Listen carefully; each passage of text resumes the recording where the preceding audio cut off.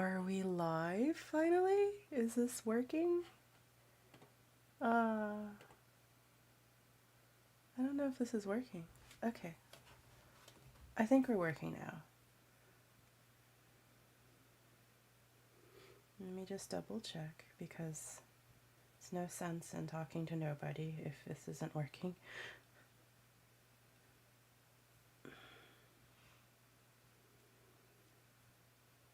It doesn't look like it's working. If this is actually live, just let me know. But I'm pretty sure it's not live.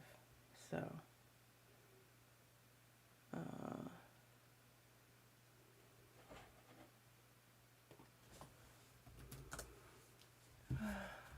something is wrong with my settings. Unless it's not, so but nobody is in the chat, so I don't know if I'm actually live or not. Oh, is it live? I think it's live. Okay.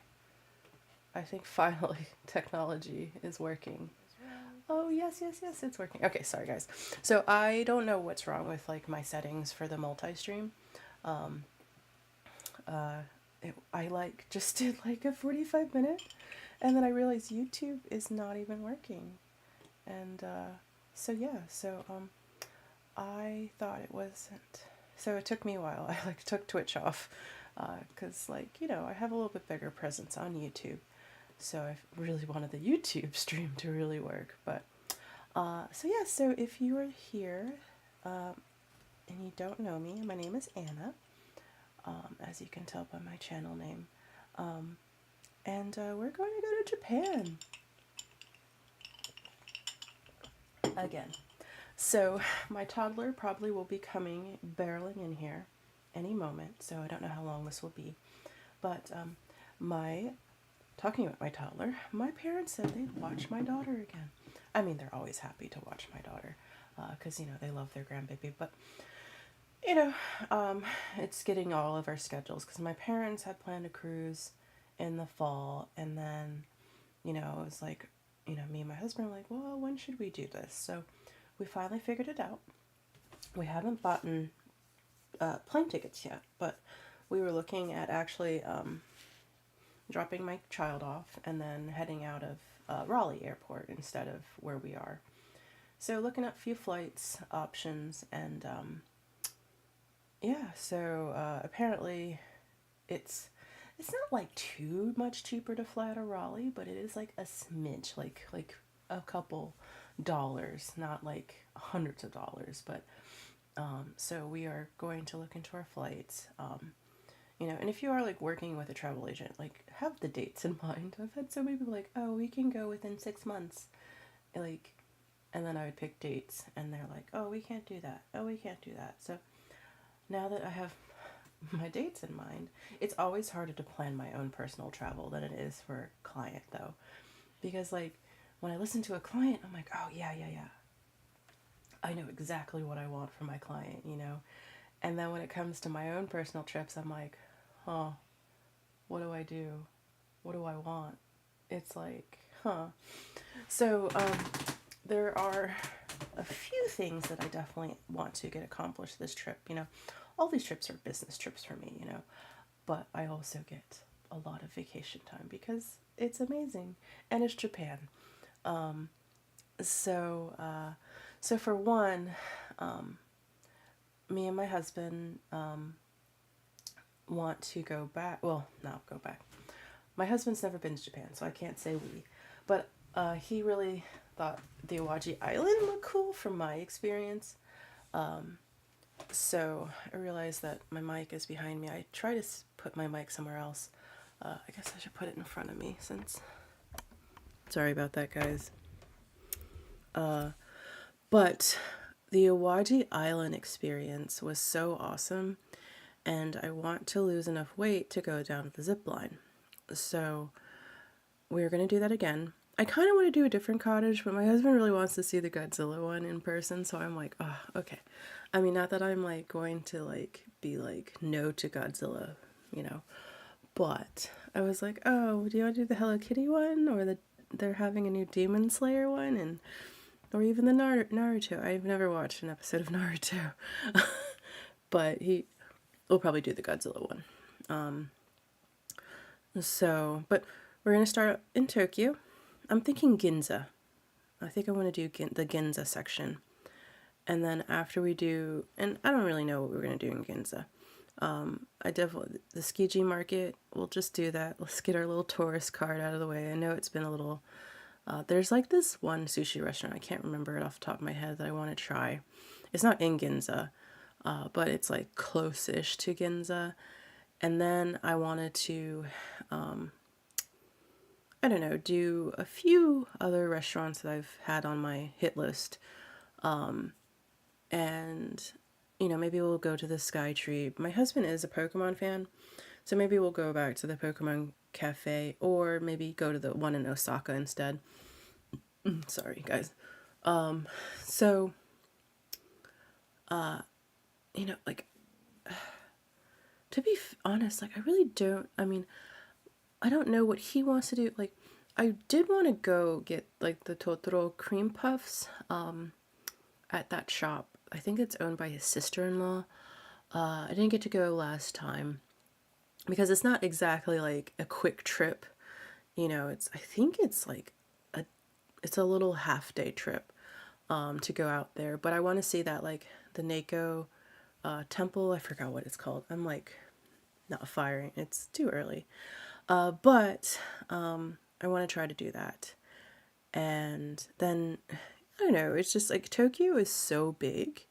There's just so much to experience. Like, you can spend oh, sorry, I'm like, is that toddler? You could spend like freaking like a year in Tokyo and not experience everything. So I'm, you know, I have to sit down more with my husband, like, what exactly do you want to do? And then we'll just plan our Tokyo. We do plan to go back to Tokyo Disney, so after we do three or 4 days in actual Tokyo, we'll go out to Tokyo Disney, do 2 days in Tokyo Disney. I haven't decided exactly like where we're gonna stay, and it's like too early to book any of the Disney packages. Sorry. I'll take my headphones off because I think toddler is awake, or she's gonna be awake soon. And then you know, my husband, he can't ride a lot of the rides. He's 6'7". He's like almost 2 meters tall. So it's gonna be just more about just experiencing things. I mean, I think he can ride a few of the rides. But I mean, like, I feel like really, I mean, to really get everything in, you definitely need a multi-day trip to Disney, but we don't want it to be our focus. So that's why we're just only going to do like one day Tokyo Disney and then the next day do Disney Sea, or vice versa.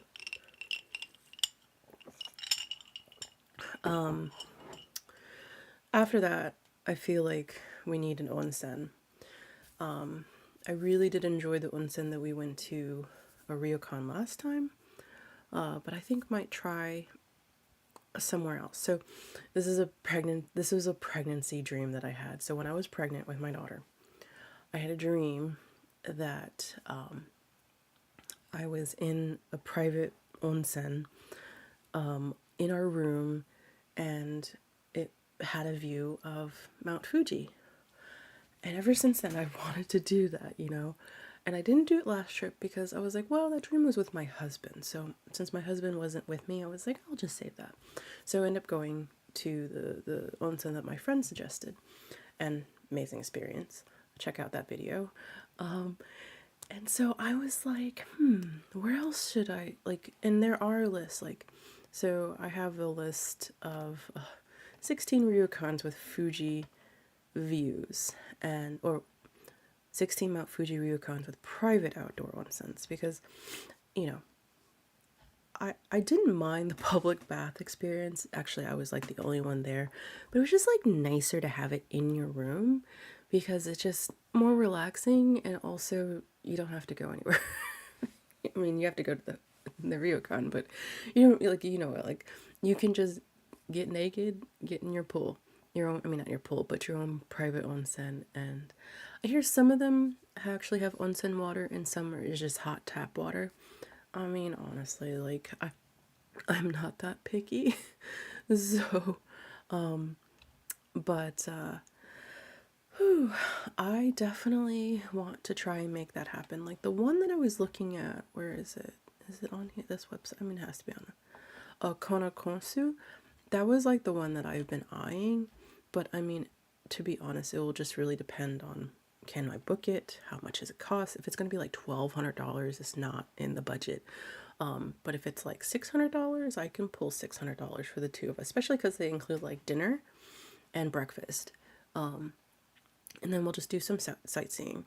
I really did want to go back to Hakone because I didn't really get to explore Hakone, I think, in full, like the little shops and stuff. But I think it depends on where we end up staying. We'll just factor in where we are, where we'll go sightseeing. I think after we go to either Hakone or this, I'm sorry, I don't really want to butcher it, Fujikawa Guchikyo. I really need to relearn Japanese. I took it in college, but it's been so long. I think that's definitely one thing that if you can get a foreign language in, that's why I'm so like trying to get her to learn Korean, which is in turn I need to learn more Korean. But anyways, side rant. I definitely am going to try and go to Osaka. After and in Osaka, we want to do Universal, and also I want to try just to check out the World Expo. I'm pretty sure the World Expo goes on for a solid year, right? World Expo Osaka. What are the dates for that? Oh, we won't get to go. Oh, I thought it was a full year. It ends on October 13th. Oh, that sucks. Oh well. So we won't get to go to the World Expo. Oh man, that's a bummer. I don't know why I thought it was a full year. But it starts April 13th and it goes until October 13th. So, well, bummer. So, won't get to do that. I don't know why I thought it was a full year. Well, nix that plan. So, more time to go sightseeing around Osaka. So, I guess, I mean, we'll just do more in Osaka. I really want that izakaya where the guy, like, he does the grilled tuna cheeks on the flame with his hands. I want to go see him. And then we'll just have fun exploring. So when I was on my Twitch stream, I actually pulled up the Miramu because Miramu has Pokemon rooms, and the one in Tokyo was like pricing at like 1,000 a night, but the one in Osaka was pricing a little bit lower, and this is for April, so when I looked last night, the calendar didn't extend all the way to November, but the one in Osaka was like $700 a night, and this was for a Monday night. But the one in Kyoto was the cheapest out of the three cities. And so I was like, oh, okay, so maybe we'll do one night in Kyoto at the Pokemon room and then stay at this well, I'm getting ahead of myself. Osaka. After Osaka, we're going to go to Kobe and then Awaji Island. I'm not sure which order. I think it makes more sense to go to Kobe, stay the night, rent a car, and then go to Awaji. Stay at Awaji, have a redemption arc, hopefully.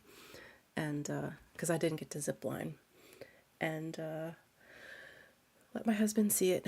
And then if we rent a car, we can maybe explore a little bit more of the island. Even though the shuttle system was pretty good, I just wanted a little bit more easier control of like not having to leave at a certain time because, the bus system. But I mean, we do have a little bit more time this trip. But like after Awaji, I'm like, I don't know if we want to go to Hiroshima or Hiroshima, or if we want to go back, maybe hit up, I don't know, Nagoya or just go straight to Kyoto and do a few more days in Kyoto, or go back to Tokyo and do a few more days in Tokyo. I haven't that I have to actually like write down how many days we're going to be there. I mean, we haven't got our flights, so, but when we were planning for 2 weeks, so like my last trip to Japan was very much like I hit up a lot of hotels. One for my business, and then two because I just wanted to be mean to myself. This time around, I'm not going to try to do that because I want to just have like a base and do more exploring. I do have like some hotels besides Grand Chariot. There are some hotel chains that I kind of want to explore a little bit more because, a lot of times when I book trips for clients, like they are on a budget. Like Japan is not exactly the cheapest country to go to for Americans. Most of that is like flight prices. Like most of our budget is our flights. But, I don't want to go so like generally like the clientele that I've attracted for Japan has been middle class, so they don't really want to necessarily stay at like a business hotel. But even though the business hotels that I stayed at weren't bad, but they also don't really necessarily want to go to like the Ritz Carlton. They're not willing to spend 1,000 a night. I don't have any of those clients. One day maybe I will. Like it's always nice to have one bougie client in the wings, but anyways, like so that's why I'm trying to have a moderate budget hotel experience because that's usually the clientele that I attract, and that's usually what I can afford too. But we're taught not to sell to our budget because, yeah, like I said, sometimes we have clients that are like, yeah, is it $10,000? All right, book it. Like $10,000 for me is a lot of money. But anyways, so I don't know. I really want to hit up the Pokemon room if we can get one night. My friend who booked a trip in February with me to Japan, she actually stayed at the Celestine in Kyoto, and she like messaged me. She's like, "Yes, stay here." And so I think maybe we'll do one night in the Pokemon Hotel and then 2 nights there. Sorry. And that'd be pretty awesome. Though do you want to stay at a Machi house? I don't know. We'll figure it out. Like, there's so many hotels that I want to stay at. And and for anybody that's like a hardcore Airbnb person, I am not. One, I'm a travel agent. I don't get commission on Airbnb. Two, I just have never been an Airbnb person. I mean, I don't know how Airbnbs in Japan work, but I really don't want to clean up. I don't want to strip the linens off of the beds. I just want to get up and go, and that's why I like hotels, just get up and go. We don't have to follow like 800 rules. I mean, like, man, when you have like a huge like Bible of like instructions for your people, that's not a vacation to me. I just want to go, check in, have fun, check out. So that's my Airbnb rant of the morning. But anyways, so like for a client, after I listen to what they want, I usually just put together a quote.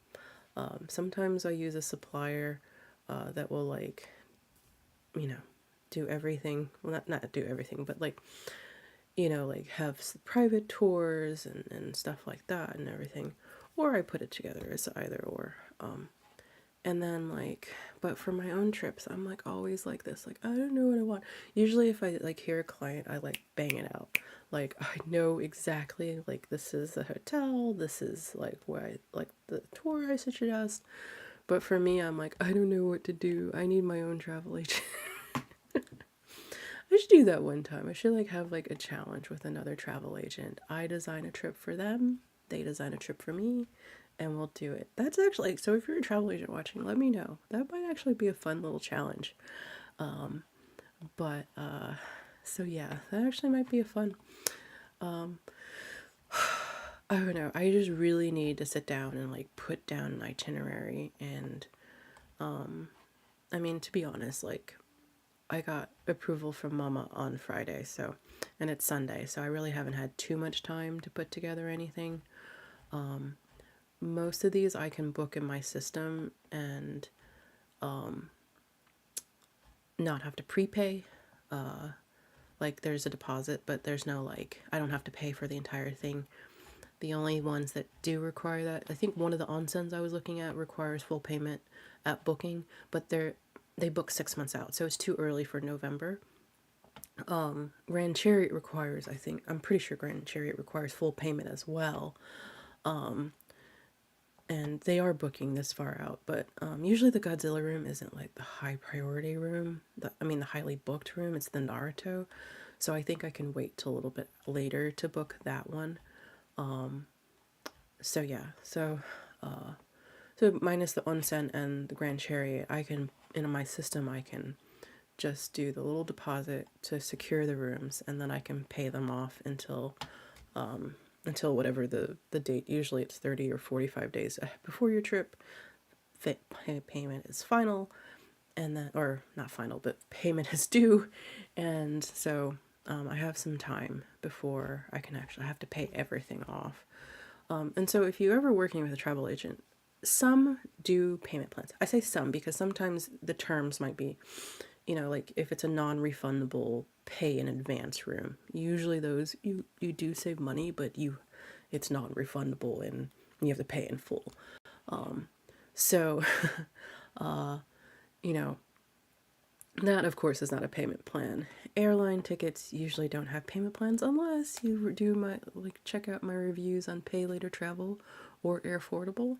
Those are layaway airline ticket sites, so if you need to break it up, go check it out. Use my referral codes, and you can pay your flights in payments. So yeah, I'm actually shocked my toddler is still asleep. Yesterday she woke up at like 6 a.m. and like she came into bed and she was just like, "Rrr." And I'm like, because I actually like wanted to sleep in yesterday. So yeah, so I can't wait to start putting this all together. Maybe I'll do like an update later, like of what I end up picking. But I'm so excited to get to go back to Japan. I don't know. I think like the only other really major decision, is if we want to do United, not United. Sorry, I said United because it's code-shared. ANA is code-shared with United. So the flight, it's actually, if we leave out of Raleigh, we hit Dulles, and then we would take ANA overseas. And then for the other flight option I was looking at is American Airlines code-shared with Japan Air. I've heard really good things about Japan Air's premium economy offerings. I've heard ANA is it's like one step above economy, but not anything that special. I think end up just deciding on price, though. I'm leaning Japan Air just because I hate United.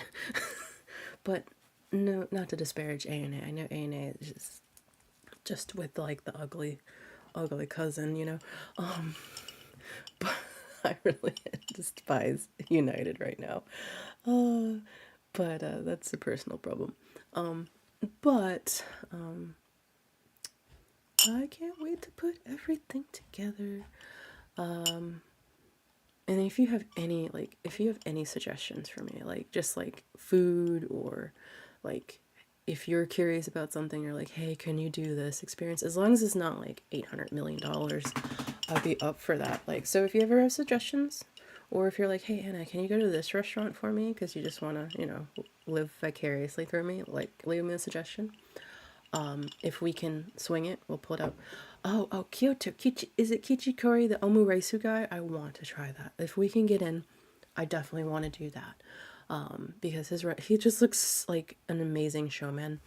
The other food thing I want to do is that old Japanese man who does like the flan and coffee. And I really I've watched it was like an Australian YouTuber. Actually, there's two. And now that I think about it, there's two, and I'm forgetting both of their names. I think Sarah is the one. She does stuff with like Tokyo Creative. And the other YouTuber I just discovered recently. The whole coffee scene in like Osaka and Kyoto just looks amazing. And if you know me, I'm a huge coffee addict. So, like, yes. So I'm gonna try to do more coffee experiences. And so yeah. Anyways, guys, I think I'm gonna end there because I think my toddler will be awaking soon, and she's a fury. And also we have some storms. Like we're gonna get some wicked storms today, so I want to try to get out and about before we come in. I need to get some stuff done. But yeah, so like and subscribe. I'm doing my 31-day vlogging challenge. Yeah. So if you want to see me live, I will be live around 10:30 on Tuesday, I think. I'm trying to think. Yeah, I think that's what I intend if my technology works. And and then I will see you. Well, you're going to see me every day this week. I am determined to successfully I almost missed yesterday. I had it recorded. I just was like so busy yesterday that I completely just didn't post the footage, but I posted it at like 8 or 9 o'clock.